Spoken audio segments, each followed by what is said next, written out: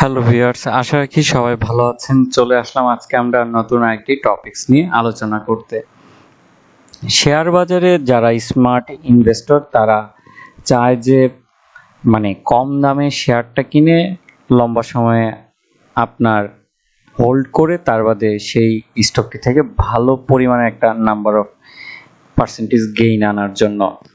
তো আমার কাছে মনে হয়েছে যে আমাদের দেশে এখন কিছু কিছু কোম্পানি রয়েছে যারা এই বর্তমানে অবস্থানে খারাপ অবস্থায়, কিন্তু ভবিষ্যতে তারা ভালো আকারে একটা গ্রো করবে। সেই স্টকগুলো আপনাদের সামনে নিয়ে আলোচনা করব। এটা নিয়ে আসার কারণ হচ্ছে যে যারা স্মার্ট ইনভেস্টর তারা এইরকম স্টকগুলোতেই দেখা যায় যে ভালো পরিমাণে ইনভেস্টমেন্ট করে ভালো রিটার্ন নিয়ে আসে একটা সময় পরে। তারই প্রেক্ষিতেই আসলে এই আলোচনাগুলো। তো আশা করি ধৈর্য সহকারে আমার সাথেই থাকবেন এবং পুরো ভিডিওটি দেখার চেষ্টা করবেন। একটি কথা না বললেই নয়, শেয়ার বাজার ঝুঁকিপূর্ণ জায়গা, তাই জেনে বুঝে তার বাদে বিনিয়োগ করুন। এবং এই ভিডিওতে কোনো স্টকে আপনার বাই সেল নির্দেশনা দিচ্ছে না। চলুন এবার আমরা মূল পর্বে শুরু করি। প্রথমে আমরা নিয়ে আসছি বাটা শু। বাটা শু কোভিডের কারণে দেখা যায় যে তাদের যে আউটলেটগুলো রয়েছে সারা বাংলাদেশ জুড়ে, সেগুলোর রেন্ট এবং তারা যেহেতু মাল্টিনেশনাল কোম্পানি, অবশ্যই তাদের স্টাফদের বেতন ইরেগুলার করার কথা না। তো তাদের অবশ্যই যে একটা এক্সপান্ড আছে ফিক্সড, সেটি কিন্তু অব্যাহত রেখেছে খরচ করার জন্য। তো এই কারণেই হচ্ছে যে কোম্পানিটি তার নাম্বার অফ সেলিংয়ের থেকে এই 2020 থেকে 21 সালের খরচের পরিমাণটা বেড়ে যায় এবং যার ফলে কিন্তু তারা লসের সম্মুখীন হয়। এবং বাটা আমরা ছোটোবেলায় যে পরিমাণের ডিজাইন দেখতাম সেটি থেকে অনেক পরিমাণের রেগুলেশন নিয়ে এসেছে এবং প্রত্যেক মাসে নতুন নতুন ডিজাইন নিয়ে আসতেছে, যার ফলে এই কোম্পানিটির কিন্তু আগামীতে ভালো হচ্ছে এবং হওয়ার সম্ভাবনা বেশি। কিন্তু কিছু সময় সাপেক্ষর কারণে দেখা যাচ্ছে কোম্পানিটি লসের সম্মুখীন। তো আশা করা যাচ্ছে যে এই কোম্পানির থেকে ভালো একটা সামনের দিকে প্রফিট আমরা দেখতে পাবো।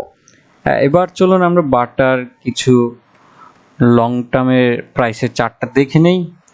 বাটার আমরা দেখতে পাই যে 2013-14 সালে আপ মোমেন্টে যায়, এরপর থেকেই একটা জায়গার মধ্যেই ঘোরাঘুরি করতে দেখি এবং 2020 সালে এসে দেখা যায় যে তারা খুব পরিমাণে ডাউনওয়ার্কে চলে যায় এবং 21 সালে কিছুটা দেখতে পাচ্ছি যে সেপ্টেম্বর মাসে ঘুরে দাঁড়ায় এবং এটি কিন্তু একটি লো পেইড আপ শেয়ার। আপনারা মনে রাখবেন তার টোটাল কোম্পানির শেয়ার হচ্ছে 1,36,80,000। এবার চলি আমরা ট্যুরিজম সেক্টরে। Unique hotel and resort limited.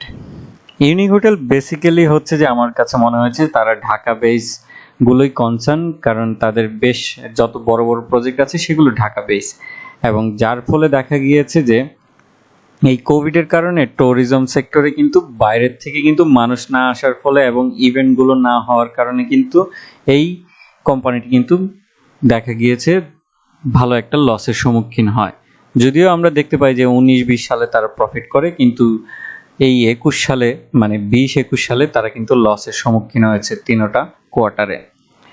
এবং কোম্পানিটির আমার কাছে একটি পজিটিভ দিক মনে হয়েছে খুব, যে তারা কিন্তু পাওয়ার সেক্টরে বিনিয়োগ করতে যাচ্ছে।